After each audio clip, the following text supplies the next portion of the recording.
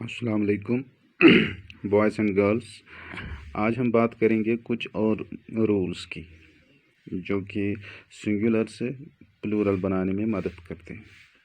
तो मोर plural forms कौन से हैं? वोवल चेंज, यानी वो अल्फाज, वो नाउन्स जिनके सिंगुलर से प्लूरल बनाने में सिर्फ उनका वोवल चेंज होता है। जैसे यहाँ पे मैं लिखा हुआ, a few nouns are put into plural by changing a vowel. यानी कुछ नाउन ऐसे होते हैं, सारों की मैं बात नहीं, अब मैं सभी नाउन्स की बात नहीं करता हूँ, मैं कुछ ऐसे भी नाउन्स हैं हमारे पास जिनके सिर्फ हम सिर्फ वोवल्स चेंज करते हैं तो प्लूरल बन जाते हैं। जैसे ये है फुट है, इसके दो FOOT फुट, इसके ओ के बदले ई करते हैं तो इसे प्लूरल बन जाता है। टूथ है तो टीथ बनेगा। इसी तरह बहुत सारे वर्ड्स ऐसे हैं जिनके हम जिनको ओ ई में चेंज करके उनको प्लूरल बना देते हैं। इसी तरह यहाँ पे है माउस, माइस में IC में OUSE चेंज होता है, IC में तो प्लूरल बन जाता है। जैसे माउस है तो माइस बना, लाउस है तो लाइस बना, ठीक। और यहाँ पे भी एक ऐसा ही लफ्ज़ है जैसे गूस, ये DOO है और ये EE में चेंज होगा, गीज बनेगा E और E, ठीक। तो मैन है, इसका भी ये चेंज होगा वोवल, ये A से E बनेगा तो मैन बनेगा मैन, ठीक। But it's not applicable to everywhere, यानी it's not applicable to every noun. ये कुछ शॉर्टकट्स हैं। तो इस तरह ये वाला जो एक नोट मैंने लिखा है कि कहाँ कहाँ पे क्या होता है, ठीक। नोट का मतलब होता है exception. The plural form of mongoose, यानी मंगूस जो है ये भी OS पे एंड हो जाता है, लेकिन इसका प्लूरल ये नहीं है कि MONGES मंगूस, ये गलत होगा, बल्कि इसका S बढ़ता है। तो plural form of mongoose is not mongeese, ठीक। इसी तरह एक लफ्ज़ है German, the plural form of German GERMAN German, इसका जर्मन्स बनेगा, क्योंकि यहाँ पे भी ए चेंज ई में नहीं होगा। जैसे जर्मन GERMAN जर्मन, जमिन नहीं बनेगा बल्कि इसका S बढ़ेगा तो जर्मन्स बनेगा, ठीक, नॉट जमिन।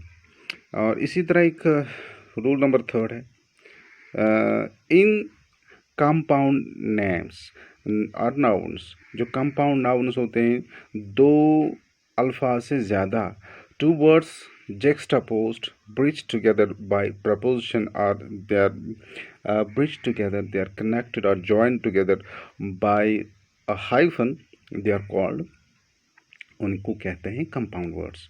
तो उन कंपाउंड वर्ड्स में क्या होता है कि उनको जब हमने सिंगुलर से प्लूरल चेंज करना होता है तो क्या करते हैं, तो इनके लिए क्या है, इन compound nouns usually only the last word is made plural. यानी अगर हमारे दो वर्ड्स का मरकब अल्फाज है, if we have a word made up of two words, we have a compound word made up of two words like boy and friend, तब यहाँ पे कंफ्यूजन है, क्या बॉयज़ में लिखेंगे S या फ्रेंड्स में लिखेंगे S।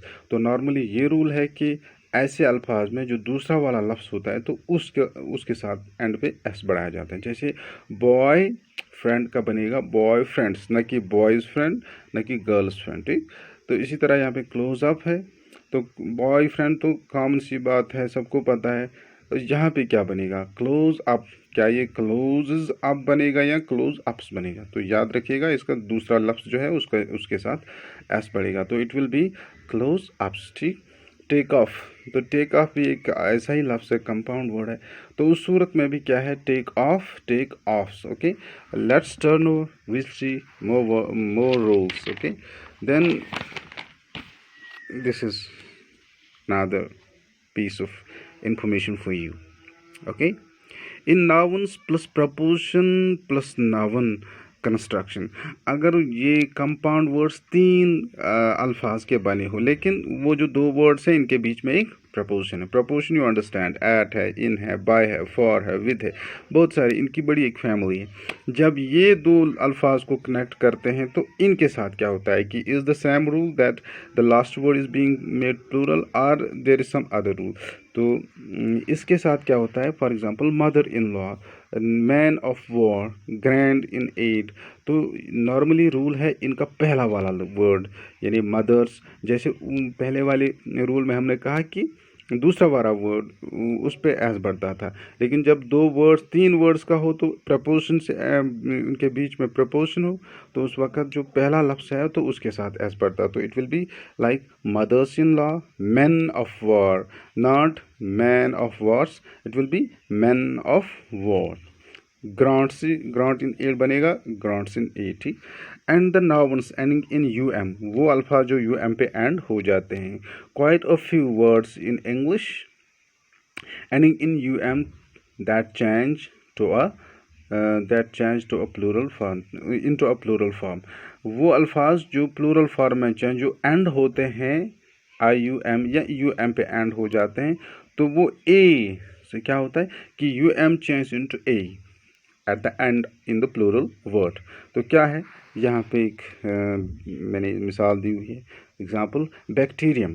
तो बैक्टीरियम का यू एम निकलेगा, ये इसके बदले ए लगेगा, तो क्या लगा बैक्टीरिया। इसी तरह ओवम सिंगुलर है, इसका ए बढ़ेगा तो ओवा बनेगा। स्ट्राटम सिंगुलर है तो इसका बनेगा स्ट्राटा। हालांकि दिखने में लगता है कि यू एम वाला वर्ड प्लूरल होना चाहिए, बट ऐसा नहीं है, तो स्ट्रेटम बनेगा स्ट्राटा, ठीक।